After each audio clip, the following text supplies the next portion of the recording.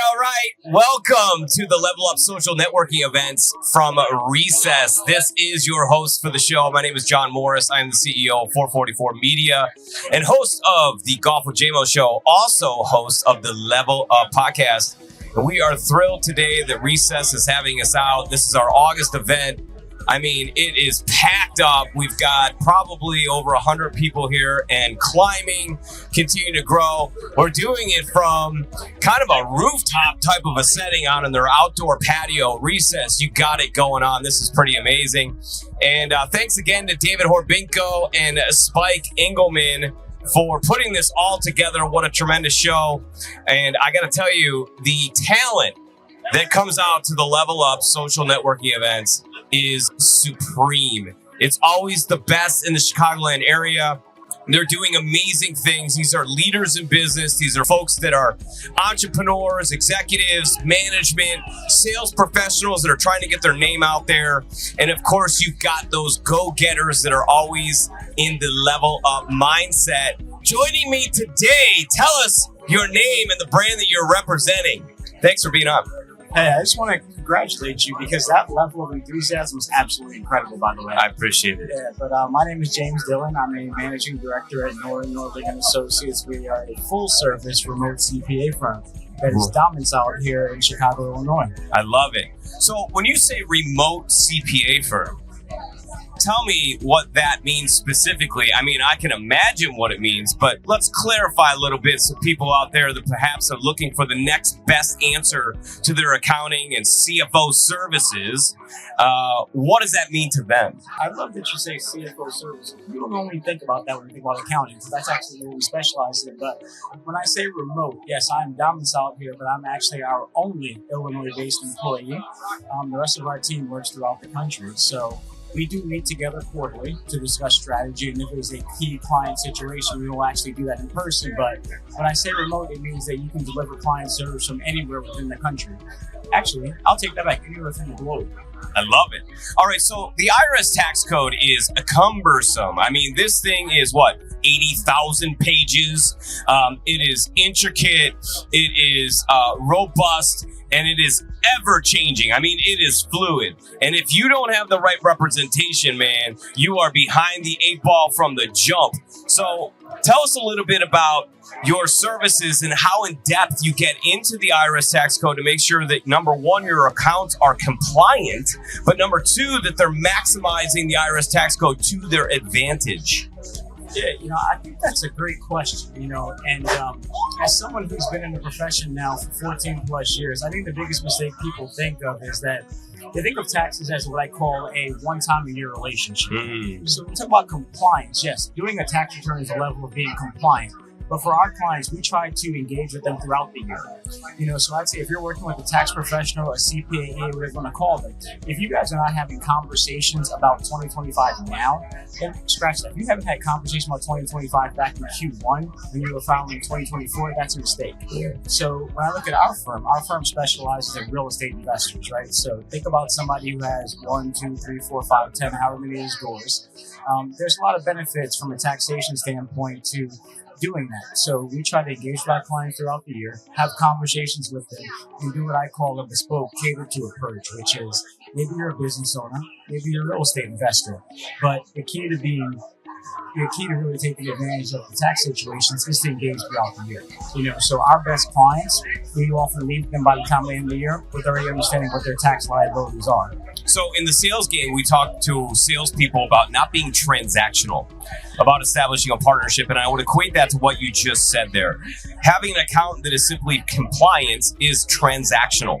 Having a partnership with a CPA firm that is advisory is getting out in front of your business strategy and then customizing it to where you're going, not where you've been. Is that safe to say? Yeah, I think that's very accurate, right? And I think that's where the profession's really going. When you think about something as simplistic as the preparation of a tax return, right? That's a couple of years away from being cannibalized by a level of being either one, it's going overseas to a delivery center, or number two, it is actually being cannibalized by artificial intelligence, right? So the CPAs or the EAs, again, that are on the cutting edge of where things are going, they're having those conversations. They are providing advisory-based services, right? At our firm, we're not scared of technology. We're not scared of outsourcing. We're not scared of AI because in reality, that's not what we want to do. Yeah. Because the value add for our clients when we're doing those types of services are very limited, right? To your point, the value is having a conversation, understanding their situation, and trying to build a plan, right? Majority of our clients are what we call tax plans that's bespoke for what they're actually doing. They can help save them quite a bit of money. I love that. And let's not forget that when the world zigs, you should zag. So as AI, not ANI, AI, thank you, is progressing, we're going to find that it is going to take some of the macro and simplify it. But when you're talking about customization, you really need a human to understand that you could talk to walk you through and to give you the guidance, right? And that's the difference maker. Yeah, and I think that's accurate, right? And my background is, so I spent 12 years in Big Four, right? And I worked in 4 different marketplaces from Philly, New Jersey, London, ultimately in Chicago, and that was what they were doing, right? They were saying, well, if we can get to a point where our firm is really at the level where our people are experts in delivering value, they're not necessarily processing data. That's what we want to do, right? And I think a mistake a lot of small boutique CPA firms do is that they're scared of that. But they don't understand that that's really where the world is going. That's what clients want, right? Something as simple as bookkeeping, something as simple as preparation of the tax return. Yes, there's value to that, but there's a ceiling to that value. But to what you said earlier, the ceiling to delivering advisory services and understanding the clients and having the right types of conversations and developing things that are bespoke, that's an unlimited amount of value, right? So if you have a tax professional and accountant that is scared of AI, but does not necessarily understand what that means or is scared of technology, they're really missing the boat because I think that they are devaluing themselves in a lot of ways. Yeah. So are you industry agnostic, or is there a certain lane that you tend to lean towards as it relates to industry? Yeah, so I think that's a really good question. I think that really opens up the conversation to talk a bit more about our firm on a broader level beyond just tax. Let's do. So on the tax level, I'd say 80 to 90% of our business is all real estate investors, right? We have a tax director who is awesome. I actually don't do taxes myself, but she is what we call a cost segregation specialist. So in the simplest term, what that means is that you acquire a building. Within that building, it has to be depreciated and losses are taken over a long period of time. However, in a lot of cases, you can break up what's in that building and accelerate some of that, right? And we specialize in helping clients do that.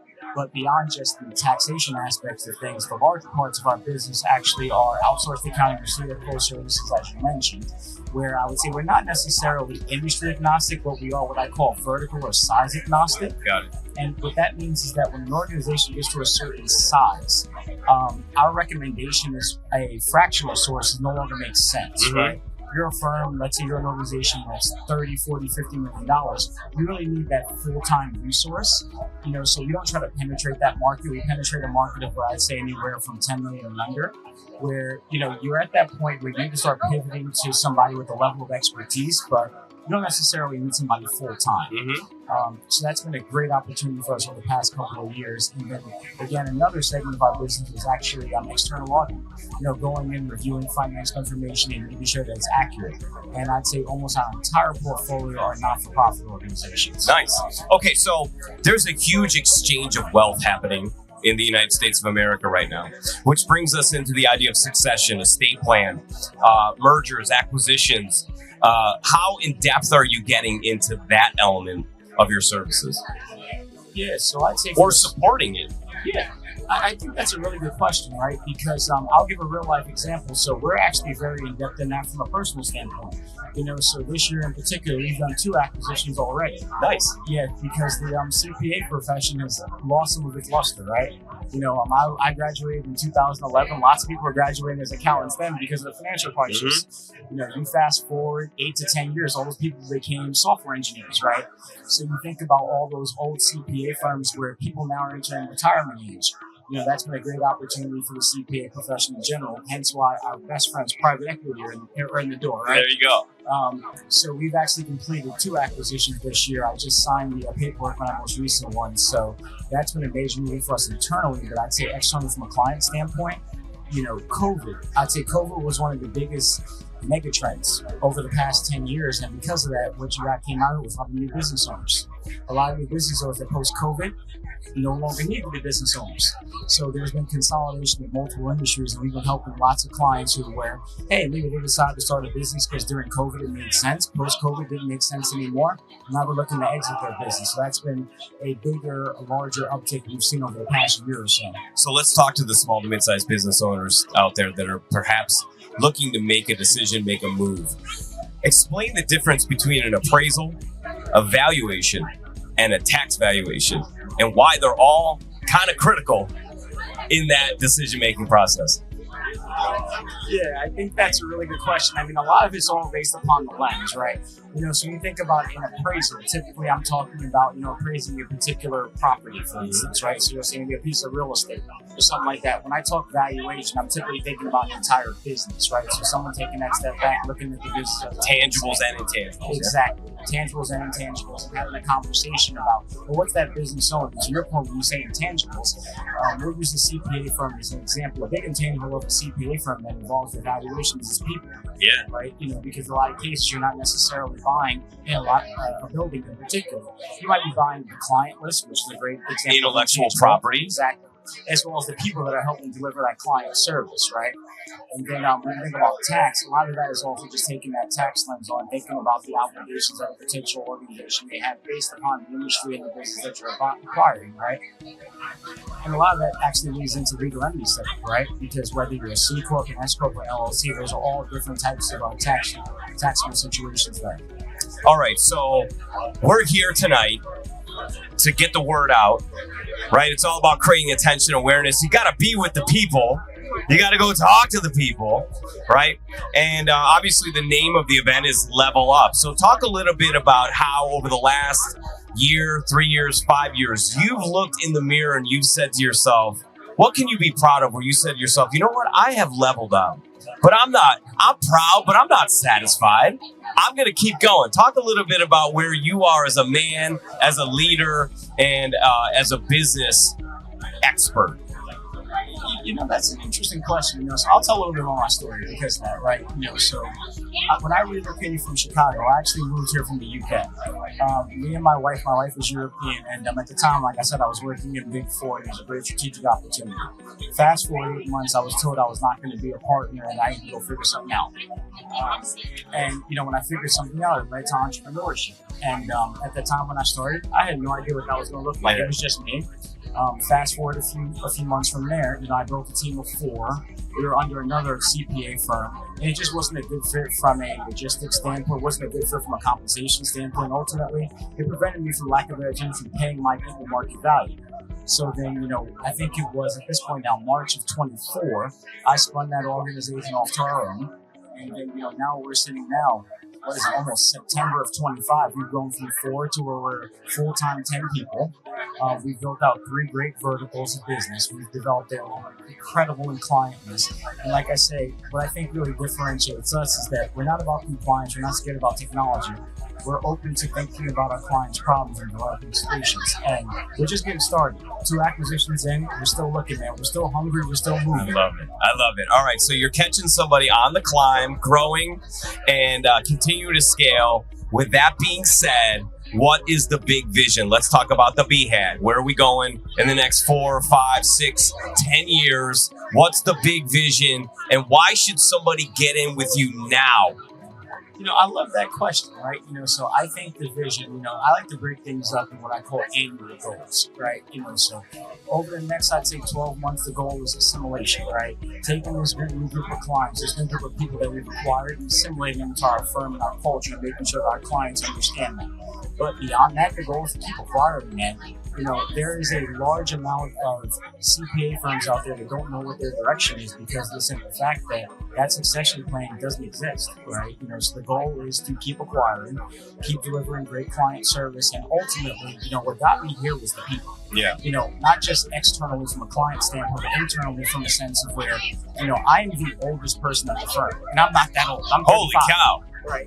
So you think about it. My managers are in their late 20s. Let's go. And, to get people in their late 20s to want to buy into the brand we've built, it takes a lot of trust, right? So for me, it's important to continue to build an environment that those people want to continue to trust, right? And so much of that involved with delivering great client service, but also making sure that we're looking at their incentives, right? Because one of the biggest challenges when you're where we are, which is being a boutique, smaller CPA firm as well, how do we compete with those larger organizations where, they have the Friday happy hours consistently because we're remote, so we can't obviously deliver that. They have the clear happy hour just doesn't have the same appeal. Not anymore. Back in the day, it did. In 2020 is pretty cool. No, exactly, not anymore. No. But being able to compete with that, it's not as easy as people think. And if you're a large organization of 100 people, 2 people turn over, you're not starving. You're okay. When you're an organization of 10, 2 people turn over. Exactly. That's a deal breaker right there. I had 2 people on vacation this week. It was hard. Over the past couple weeks, it's been hard. So it's about, for me, it's important to develop an environment where those individuals think they can grow, build a career, and continue to want to stay and partner with us. So that's really what I'm thinking about the next couple of years. You're living in the present, trying to own the future. I love it. Okay, so how do people find you? Are we active on LinkedIn? People should follow you right now. Do we have a company page? How can people get a hold of you? Oh, I love that. Yes. So our actual website is NNA CPA.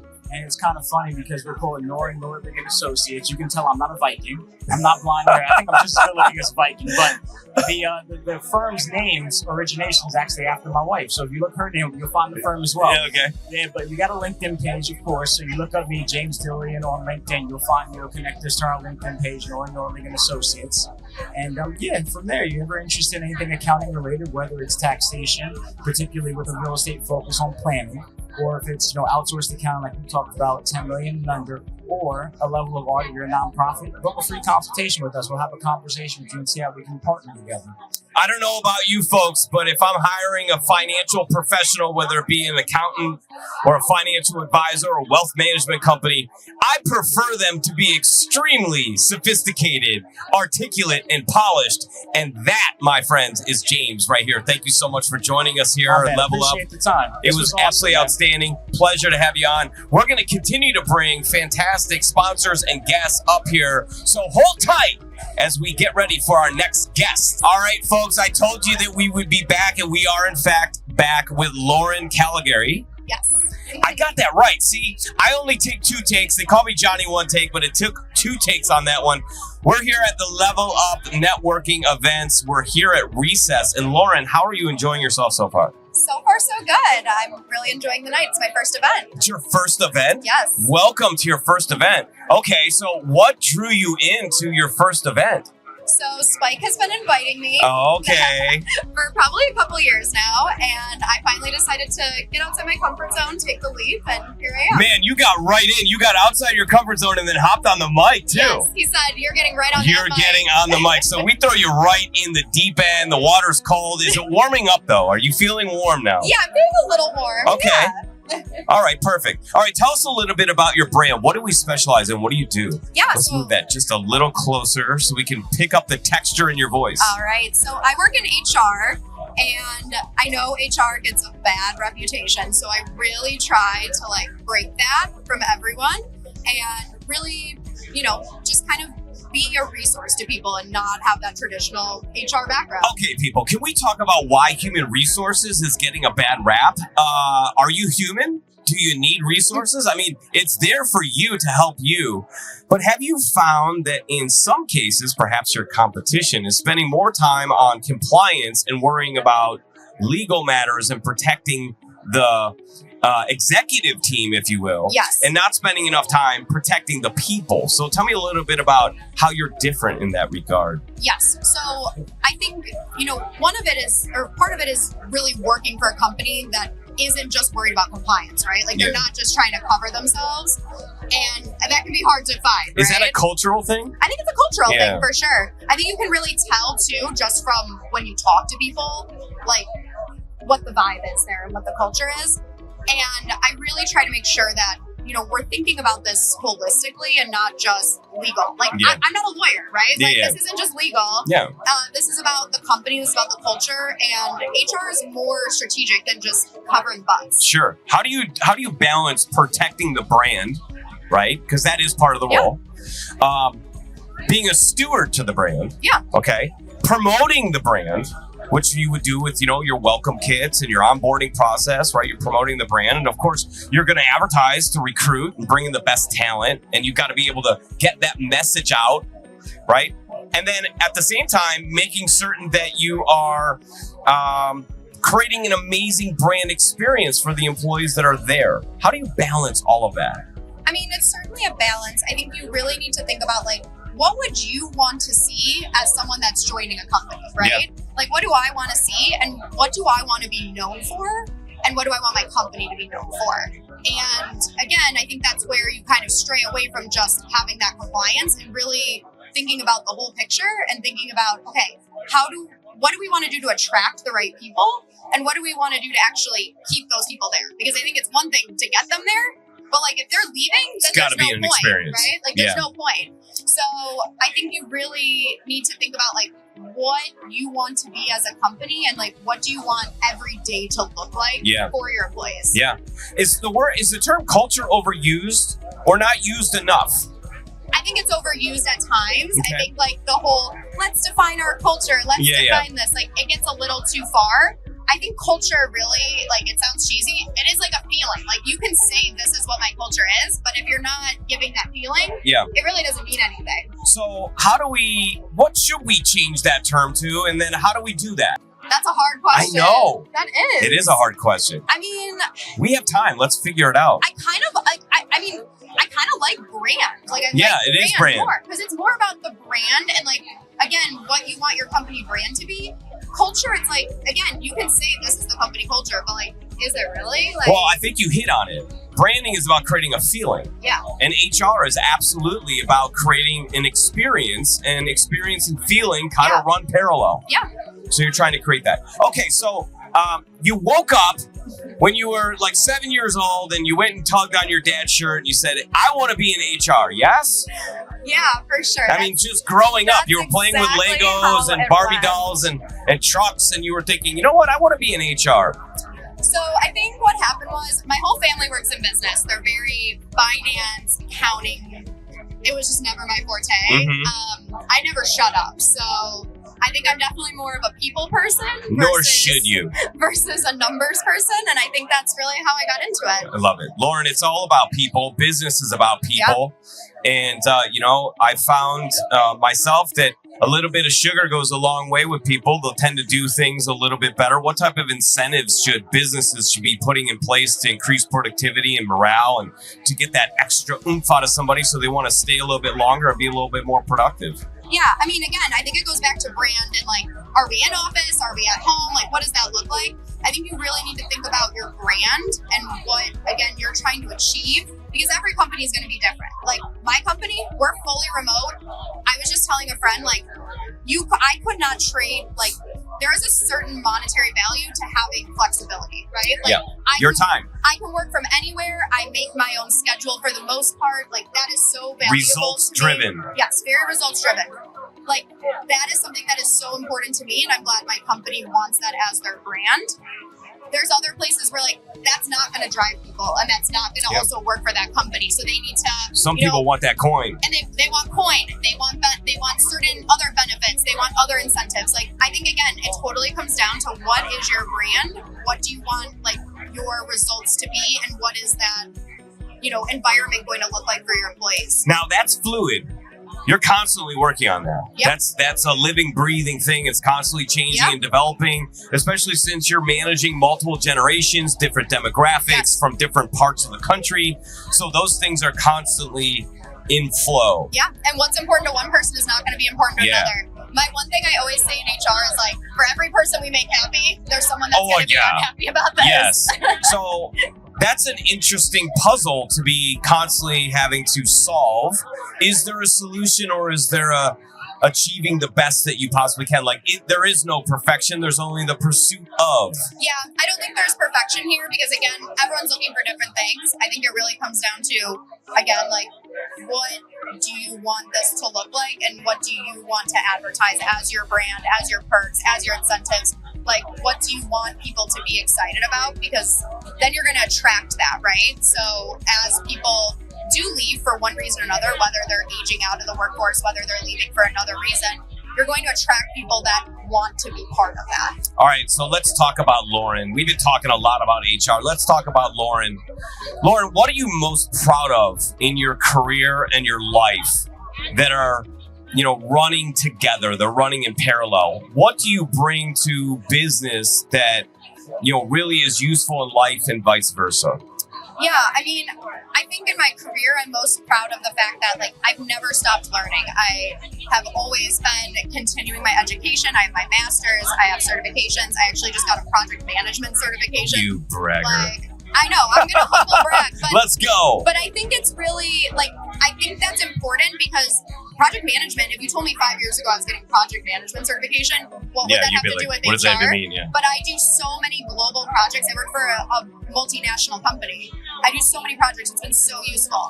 So I think that's very important. And I think, like, not being afraid to get outside your comfort zone is very important. And I mean, that's why I'm here tonight. This is my first you're time, here. right? You're doing it. Yeah. So if we weren't finding you mastering projects in HR, what would we be finding you doing on the hobby front? Like, what are your passions? What are you really into? And where do you let loose and kind of break free from the monotony to recharge the batteries and fill up that fuel tank again? Yeah, I mean, I love to run. I do half marathons. I'm a big runner. I love to read. I'm a little behind on my reading goal, but I read like 50 books this year. Get out of town. And it is not like educational reading by any means. Yeah. I'm fully disconnecting. Okay, yeah. We're in the rom-com. Like rom-coms, thrillers, Yeah. all over the place. And, honestly, love to get a good meal, love to have a good glass of wine or a good dirty martini. Just All right. unwind. I love it. Yeah. All right, ladies and gentlemen, it is the Level Up social networking events. So tell us 3 things that you are working on right now to level up your life and level up your game. Yeah, I think, again, just getting outside my comfort zone. I'm actually working on a side hustle right now to start a little HR consulting. Everybody needs a side hustle. Little plug there. And I think just... Come on, one more. You got it in you. What else are we working on? I know. I think also working on like having a little balance and not going 100% all the time. Let's go. I love it. You Yeah. got to have some me time. You got to be able to do that. Okay, so how do folks find you? Are we active on Instagram? Are we on LinkedIn? If somebody wanted to perhaps find the next amazing role at your organization, Yes. how do they reach out directly to you and inquire so that you can make the next greatest hire ever for your organization and let management know that you never stop? Yes, you can find me on LinkedIn at Lauren Caligari, and that's the best way to reach me. All right, how are we spelling Caligari? Yeah, sorry, that's a hard one. Callegari. You have no excuse. It was spelled out for you. If you are not hitting the follow button and the connect button right now, that's on you.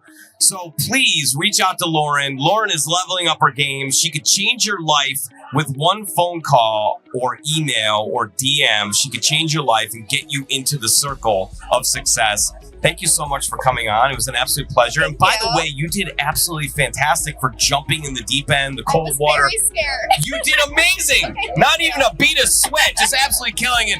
This young lady is leveling up her game, and you can too. You should be out at the next Level Up event in September. Remember, we're doing this every single month. And by the way, if you are brave like Lauren, you will jump on the mic with yours truly. Again, my name is John Morris, and you need to follow me as well because I will give you all the information as to where you can find the next Level Up event. Thank you so much for coming on. Let's bash it. Boom. We're just killing it here. We'll be back with our next guest, maybe a sponsor, maybe somebody who's here for the first time, maybe somebody who's going to change your life and help you level up. I don't know, but stay tuned. All right, ladies and gentlemen, I told you we'd be back, and we'd be back with somebody that was absolutely amazing, and that amazing human being is John Campus. He's right here. You could see him. He's on camera right next to me. So this is our third guest coming up, and John is a founder and CEO. Tell us the name of the brand and what you specialize in. So I am from Empus. I am the founder and CEO. See, that's a guy who understands branding, man. He comes in with a beautiful sport coat, but he's all logoed What up. about this? Come on, We he's got got a the pin, pin. too. He's pinned up.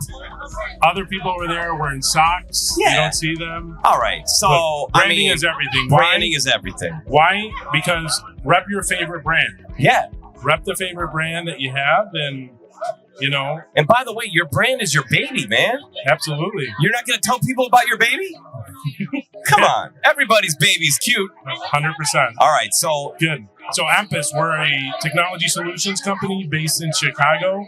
We're celebrating our 25th year anniversary. get this out year. of town. What were you, 12 when you started? What's going on here? Oh, thank you. I appreciate it. Let's go, John. Yes, it was 25 years ago, but it feels truly like Yeah, yesterday. you're just rolling. Yeah, as a matter of fact, today, my team, I have a staff of over 100 people. Let's go. Yeah, my team today actually surprised me with a 25-year anniversary party, which they didn't tell me about. It was amazing. It was really touching. I mean, a lot of sentimental things that Yeah. happened today that I'd love to be able to share, but it John, was you're great. beaming right now. Yeah, I you're am so beaming. happy. There's some brand pride. And by the way, you know you built an amazing brand when you're the CEO, the owner. You come in surprised by your staff of over 100 to celebrate something that maybe you were so caught up in the do that you forgot that it was even happening. You didn't. You're just rolling, doing your thing, and your staff's like, no, we got to commemorate this. We got to make sure that John understands we're proud to be here. Yeah, it was great. Today, it was an amazing event. I have to give credit to the team for what they did today. They surprised me with gifts. We had a revealing of our sign, a new sign that we put Let's go. at our office. I got a custom pair of Jordans, Oh, literally custom 101. This isn't Nike they went customization. all in. Oh, spray painted, fully custom. Yeah. Amazing pictures, a plaque, and then the one thing that has the most sentimental value to me is a book that they created with pictures. The first 30 pages are pictures over the years, the last 25 years, and the last 20 pages are handwritten notes from every one of our team members. Amazing. That means the most right there. That's real heart. I'll cherish it forever. They just drop some serious heart on you, and that is an indication that you are a fantastic leader. So good on you, John. But I'm still wondering, because technology solutions is a broad statement, my friend. So let's get a little bit in depth as to some of the specialty. Are we industry agnostic? Do we have a lane that we go down? What is the products, services, the solutions that you're providing that somebody who's listening to this right now is saying, you know what, I got a major problem in my business, and boy, if I could just find an answer, and then boom, there's John giving the answer. Yeah, absolutely. So first off, our mission as a company is to fuel businesses with the technology they need to succeed. That's Love it. something that we have at our What core. a great core value. So important. Our core values is a completely different subject, but I mean, core values are very important. We hire and we fire based on our core values. Love it. Extremely important.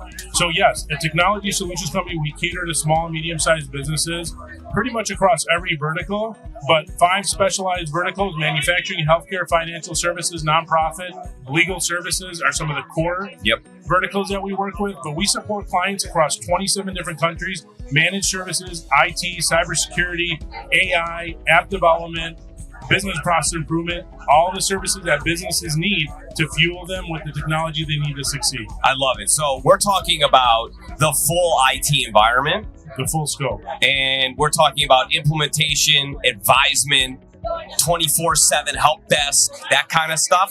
Yeah, look, the reality is people don't care about people under a desk plugging in cables. They're trying to understand. They don't need to know how the sausage is made. Yeah. They need to understand what the outcome's going to be. Mhm. So we deliver on outcomes that organizations need in order to help their businesses grow. So if they're struggling in sales operations, we can deliver services through technology that are going to help No them kidding. deliver. So you get that granular. We have to, because if you're just looking at surface level and you're looking at the types of services that are provided right now in the market, again, it's very binary, ones and zeros, on or off. It's literally managed type services, people.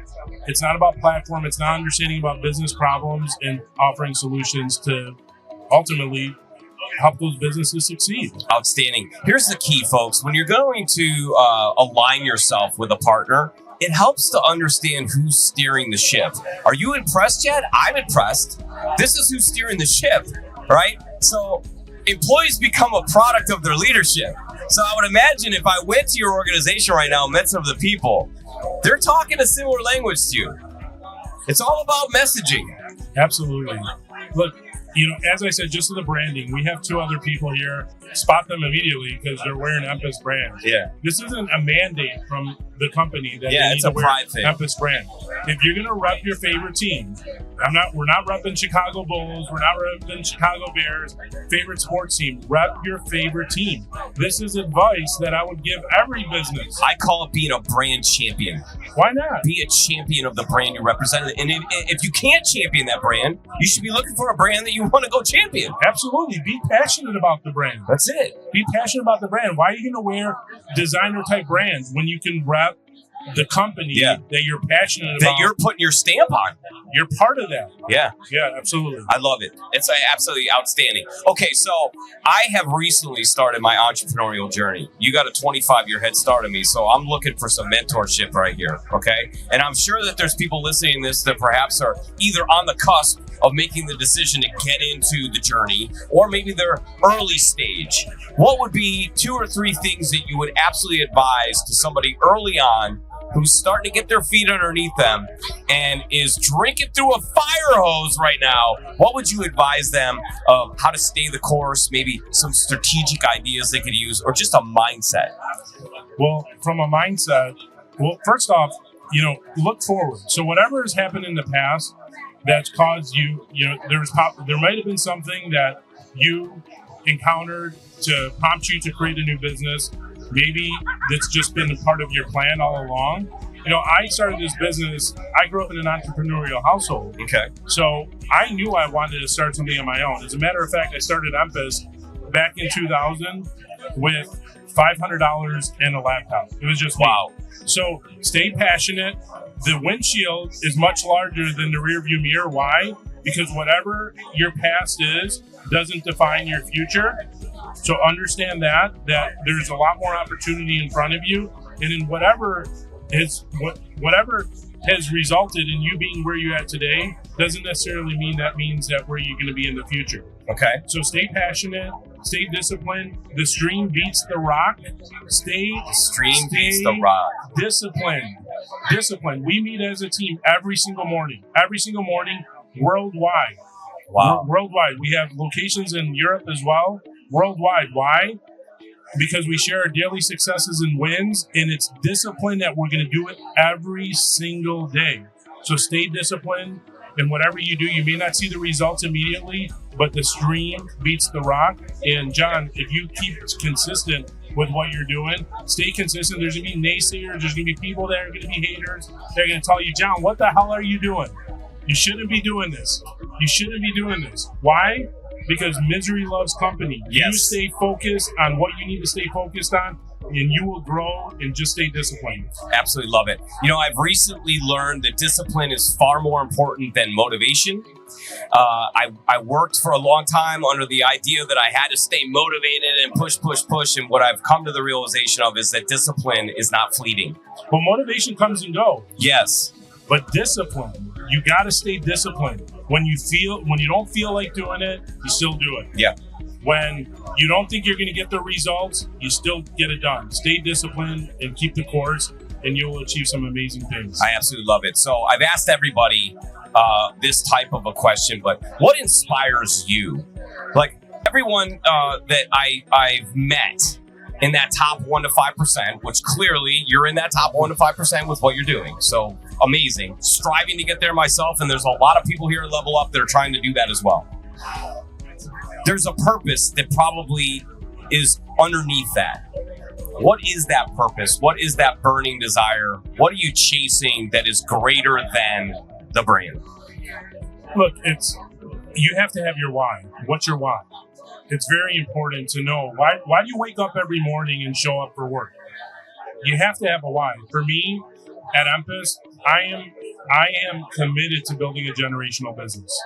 What inspires me is to be able to create a generational business that has generational impact for families to come and people to be able to achieve their personal, professional, and financial goals, knowing that I can have a hand in our team to be able to achieve their personal, professional, and financial goals inspires me every day. And when I see that happen, because we have many, many cases where we see that happen, where people told me that I wanted to buy my first house, and now I was able to do that because of you, or I was able to impact whatever it is because of you. Really inspires me every day. I have the same fire from back in 2000 that we have in 2025. It's amazing. I have the same passion every single day. I don't wake up any given day and just regret, or there's no motivation that's needed. It's discipline. I'm so passionate about what we're achieving, and the inspiration is family, being able to build family amongst other families, and to build a generational business. So is it safe to say that you've become somewhat of a steward of human beings, right? We talk about steward leadership, but it seems to me that CEOs, founders, when they get to a certain level, it really does become about the quality of life of their people and their clients, their customers. And by the way, the extension of that is the customer's family. Because if the customer has solutions to their business where they can sleep easy, then their at-home life is even better. So you're really focusing on, it feels like it's a 30,000-foot view, but it's really actually the exact opposite. It's pinpointed on creating a better human condition and an employee experience that's profound. Yeah, I mean, that's a great way to sum it up, John. You know, that's when I look at what we can do and how we can impact businesses and our employees and understanding the real impact that we can have, I mean, it is so gratifying to me that we've done something. We've done something. It isn't just me anymore. That's what I tell my team. We're steering, it's not, Empus today is much bigger than a single person. These achievements is not because of Empus, but the best part of it all is we haven't even gotten started yet. Let's go. There's so much opportunity. There's so much opportunity. That's why there's so much passion, the innovation, the things that we're doing today that are going to drive real impact to our customers. To see a customer achieve all of their goals is so gratifying. Seeing a company from 5 employees to growing to 1,000 employees and us having a direct impact in that, fantastic. Yeah. All right, John. So you're all in it, man. All in. Where are we going to find you if you're not at the office? If you're not full Empus? If you're trying to break away and recharge the batteries? What's some hobbies that maybe we might find you doing? Look, I have 3 boys. I have me too. 3 teenagers. Yep. Okay? Me too. Actually, as of today, 3 teenagers. Yeah, I have 2. Me too. Today? Yeah, 3 boys, but as of a month ago, 3 teenagers. So 3 boys, 3 teenagers. As of today, my youngest turned 13. Yeah. Spending time with them, but the things that I love, outside of family time. Look, people often ask me, how do I commit to so many different things when you're running a business? The reality is you always make time for the things that you want to do. Making excuses or not having time is the biggest excuse that we tell ourselves. So you need to commit. So it's all about quality, not over quantity. So spending time with the family. I love cigars. Okay. Cigars and tequila. Everybody at my office knows this. I don't even need to tell them. They know this. Man, maybe at 30th anniversary, they're going to get you some cigars and tequila now. Yeah. I was surprised. Got the Jordans, though. Look, the Jays, they know. Yeah. Look, I wear a size 17 shoe. Good God. Those are canoes. When I was a kid, over 13, I couldn't find. So what would I do? I feel like I was deprived as a child, not being able to get shoes. You built the business just so you could get some J's. Exactly. My wife hates me. Yeah. I have more shoes than my You're wife. like Melda Marcos. She is not happy. So another pair of shoes. I know what she was thinking today. She was at the office. So my wife is a partner of the business too. So she was at the office and she saw another pair of shoes. And what was the first thing that I know she was thinking was 1 in, 2 out. Yeah. Bring a new pair of shoes in. It's like a club in Las Vegas, man. 2 out. Yeah. I love it. Okay, so how do folks find you? We don't want to inundate you because you're a busy man, but we also are promoting the brand. So are we on LinkedIn? Are we active there? Can folks reach out to you, connect with you, perhaps send you a DM and engage with you in that way? Absolutely. I'm on LinkedIn. Company-wise, I mean, we're on Instagram, LinkedIn, TikTok. I do also, I commend you. Podcasts, you mentioned I was speaking with Dave earlier. He was telling me a little bit about what you're doing too. I have my own podcast. Let's go. It's called the Tech 1-2, like check 1-2. Check 1-2, baby. Check 1-2, Tech 1-2 podcast. Microphone 1-2. What is this? Yeah, absolutely. Love it. So yeah, you can find me on social, emphasis.com. We are Chicago based. Love to be able to connect with you. DM with me, connect with me. And love to chat. Ladies and gentlemen, branding is about creating a feeling. If this gentleman hasn't created a feeling for you right now, you might want to go pinch yourself. I feel like you're numb. Maybe go for a run. And while you're on that run, maybe hop on LinkedIn and follow John Campus and Empis, right? Empis, right. Let's show that brand. All right. Final thought. When you wake up tomorrow morning and your feet hit the ground, where does the mind go? What I'm going to accomplish today. Let's go. That's it. Ladies and gentlemen, this is how you level up, and this is the Level Up Social Networking event from Recess. John, thank you so much for being on. It's been an absolute pleasure. Likewise. We're going to bring more guests on. Stay tuned. We're not done. We got more to come. All right, we're back. I'm here with Chris Bellinger. So nice to have you on the show. Appreciate you having me. You are here to level up. Tell us a little bit about what you specialize in. What brings you out tonight? So pretty much I'm an IT specialist, but I'm also a photographer and a content manager. Oh my gosh. You got some game. I consider myself a jack of all trades. I like to be more well-rounded in the avenues that I like, and considering that my main field is technology, and social media is taking over, and a lot of businesses and brands are getting into content and things like that. I said, you know what? I might as well do a full sweep. Let's go. It all fits. Let me ask you a question. Is content going to crush SEO? No. And the reason I say no is because the main thing when someone looks for something, they still go in Google or any kind of search engine that they have. And pretty much you have to consider that they're still the older generation. They get on social media like TikTok and Instagram and Facebook, but for the most part, that's not really what they use when they want to find something. Now, TikTok is coming up in the game in terms of as a search engine, exactly. Or YouTube. You're right. Yeah. People are using social media now as a search engine, so you kind of have to be well-rounded in both. That's why I do the full thing. So because, like I said, I'm a content manager. I have a few brands that like to sell things. Like one of them is a bathroom spray. It's called Floral Flushes. Okay. Go check it out if you can. Floral Flushes. So it's made for when you do. And, and we all do. Exactly. But it helps mitigate the smell when you do. You do. So pretty much they have their their product, and of course they have SEO. They want to grow their brand, but the main way to grow your brand is to post on social media, and a lot of companies don't know how to do that, especially like small startups. Like your older mom and pop shops, and they need an individual like myself to help walk them through the process, show them analytics, show them how search engine optimization works, as well as how finding things on a TikTok platform or YouTube or Instagram, and how to tell the story. Because it's about a brand story, and you have to be able to tell the story. People buy from people. They don't just buy products. They certainly have a problem. They want a solution, but they want to know who's steering the ship. They want to know what you stand for, what your greater purpose is. How did you get to the point of solving this problem? These are all things that you could tell through social media that you might not be telling on your website. You might not be telling on a link on Google, but the call to action on your social media can take people to that website. So you got to have them all.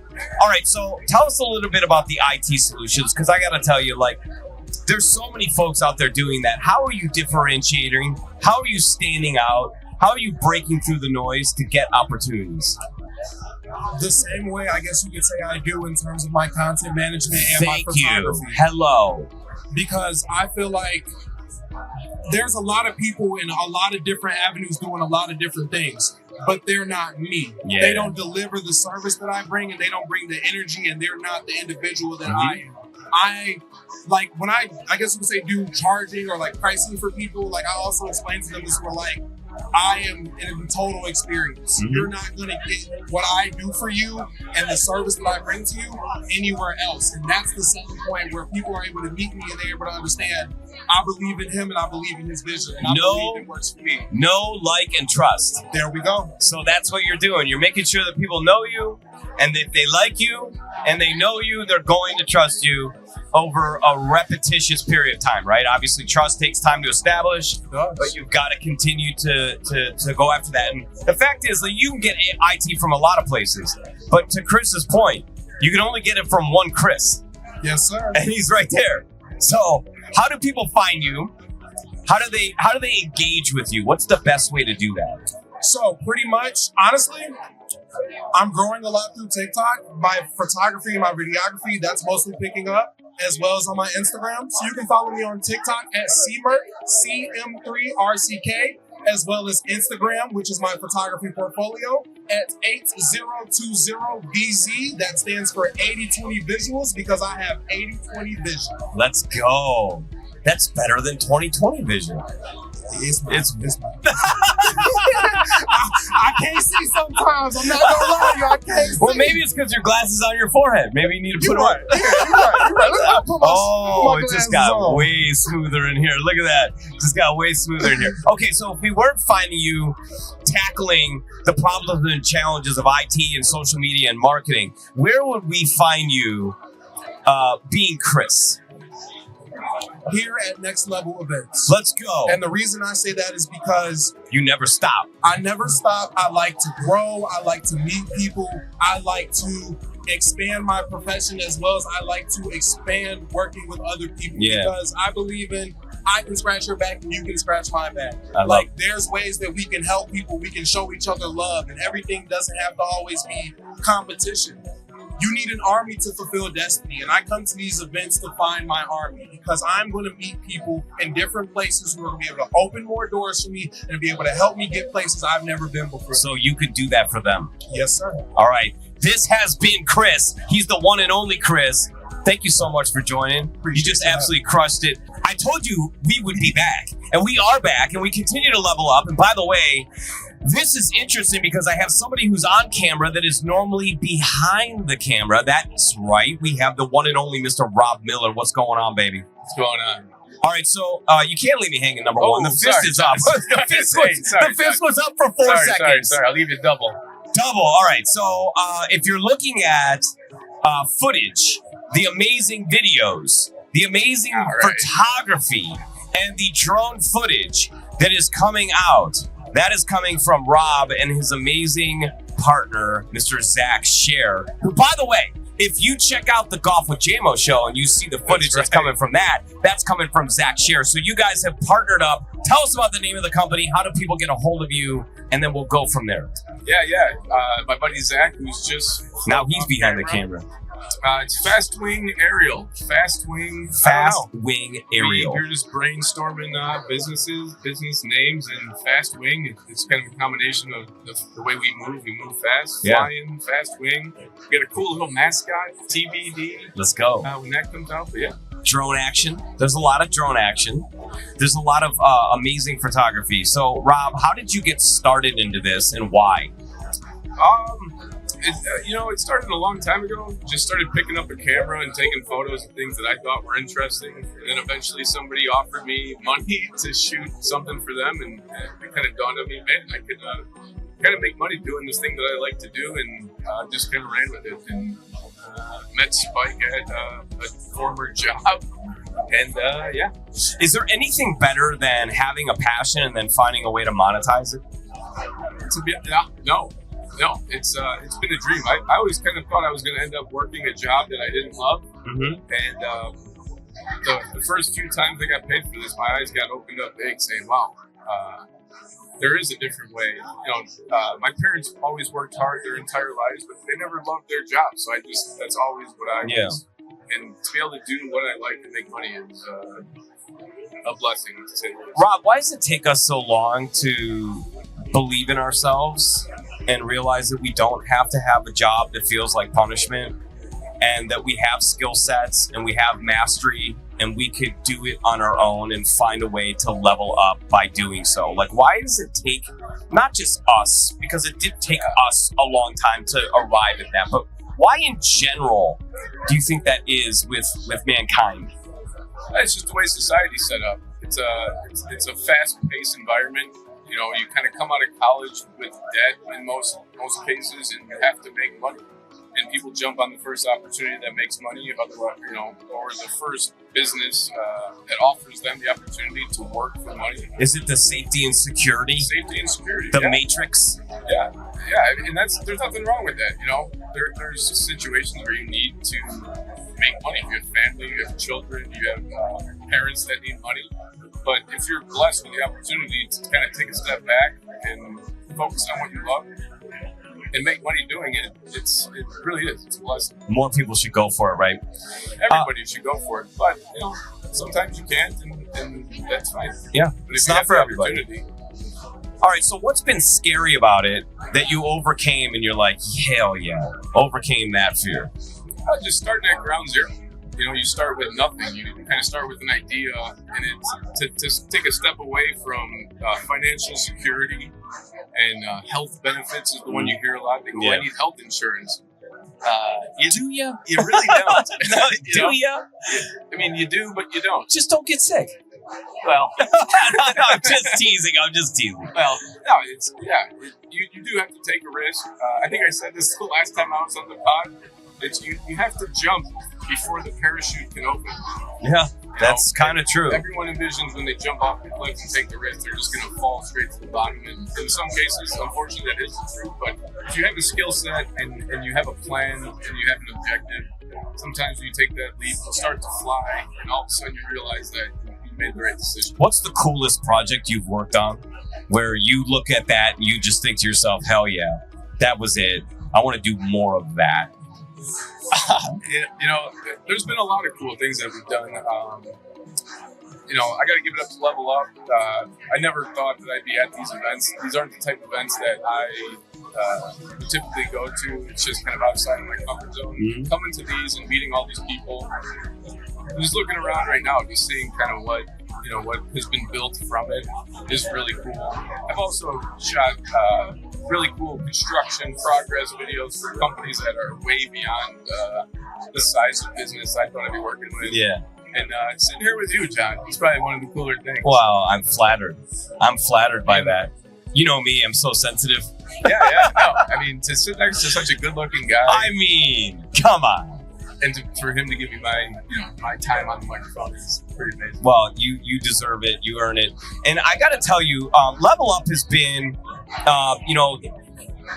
it's been a dream of David and Spike, but they also have been very generous in allowing people like you and I into their dream and to allow us to have a say and to provide our insight and to lend to the vibe.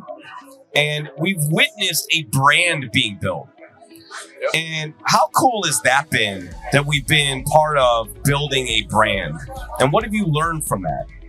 Yeah, you know, I've known Spike for many years, and to see him kind of start at the ground level, and he's taken risks to get to where he's at now. And there were times where it seemed like, maybe I'm making a mistake here. To see it kind of pan out and see all of his dreams come to fruition with what this has become. I know his ceiling's a lot higher than where it is now, which is amazing because knowing the work ethic of him and Dave, that they're going to eventually get there. And just to see, even after these couple of years, to see how far that they've come it's amazing. It's inspiring and,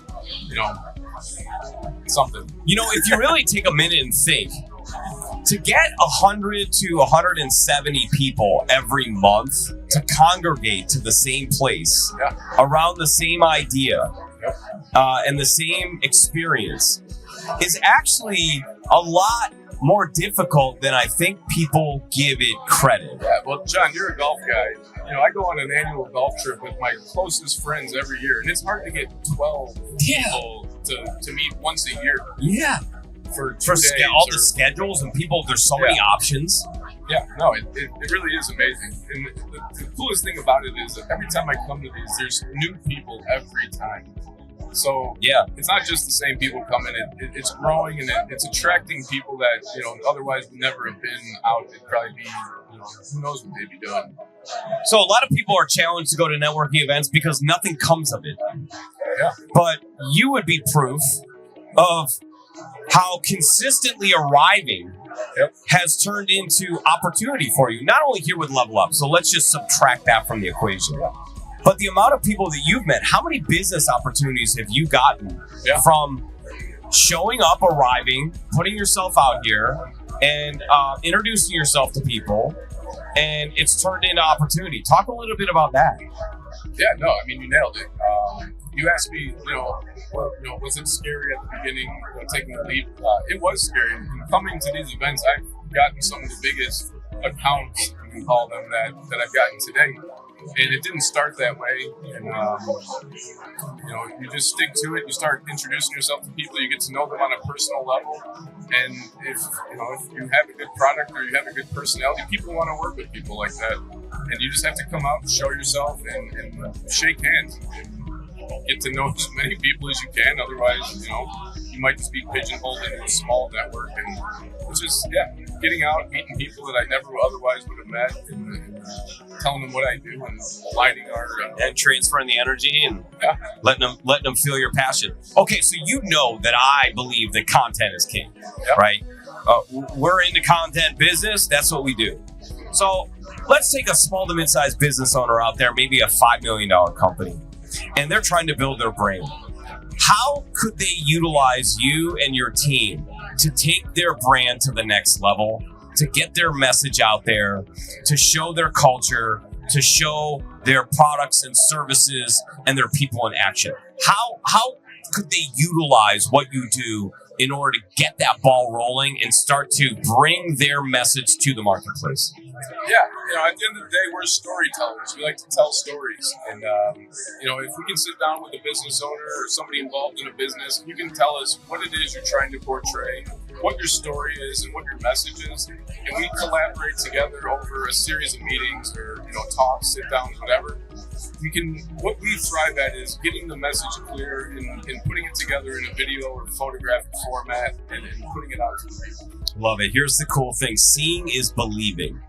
So how would one go and check out your portfolio of work? Because it is becoming robust. You have a lot of work. How could somebody go and find your work so they can kind of quiet buy and scroll and check out your work, and then when they're ready, they know where to go? Yeah. The website for the business is fastwingaerial.com. FASTWINGAERIAL.com. Ding, ding, ding. You won the spelling bee. Yep. Yeah. And then Instagram, same thing. Fast Wing Aerial for the business, drone footage, recap, business, whatever you need. Personal Instagram, which is where I post most of my creative work, which has kind of gotten me to where I'm at now. It's Rabble Dabble. Rabble Dabble. At RABBLEDABBL. By the way, if you're ready to get down a Rabble Dabble rabbit hole, you will get down that rabbit hole. So be prepared for hours of scrolling. There's some really cool visuals on there, very creative, and you'll have a great time. And Rob, it's an absolute pleasure to interact with you. Yeah, John, I call you a friend. And I think that you are salt of the earth. You're one of the fantastic people that are here.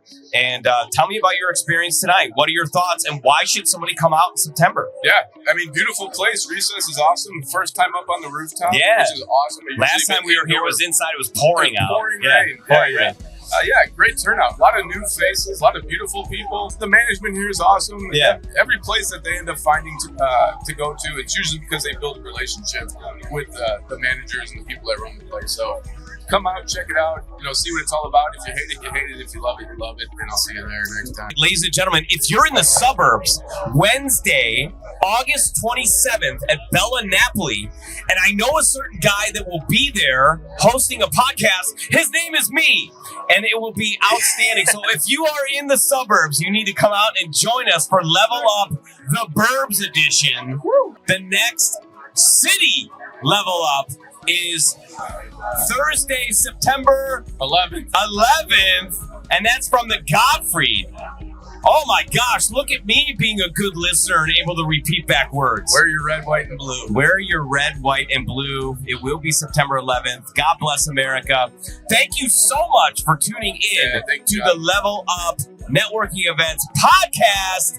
Our final guest, Rob Miller, the one and only. This is your friend, John Morris, signing off. By the way, check me out at 444 Media and the Golf with JMO show. Yes, sir. It's a good time. And the team at Fast Swing Aerial is helping me out there. So thank you so much. Thanks for tuning in. And thank you to David, Spike, and Recess for allowing us to do this. Level up. It's the only way, baby.